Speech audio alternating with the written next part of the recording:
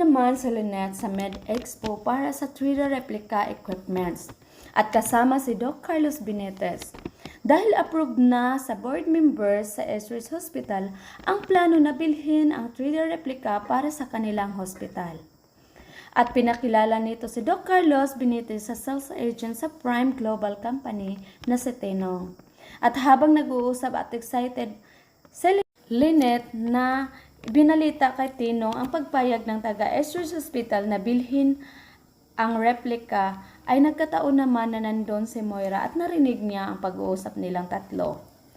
Kaya sumagot si Moira na kontrabida of the year na sabi, "Actually, Apex Medical Hospital are also interested to buying the 3D replica."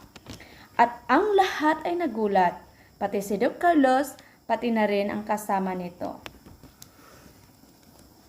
Pero di pa rin papatalo ang Lynette natin. Harap-harapan niyang tinanong si Tinong na sales agent sa Global Prime kung ano yung pinag-usapan nilang dalawa noong nakaraan.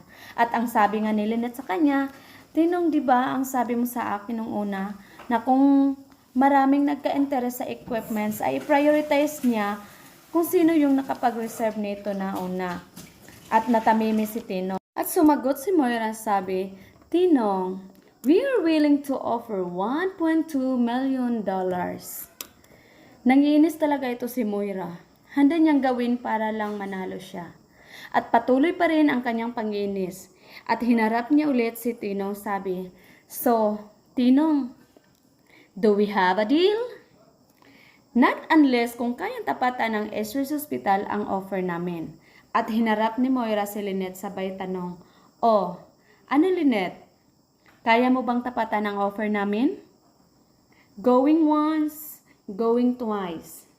Pambihera talaga to si Moira. Pinaglihiyat ato ng tipaklong kung mang-iinis.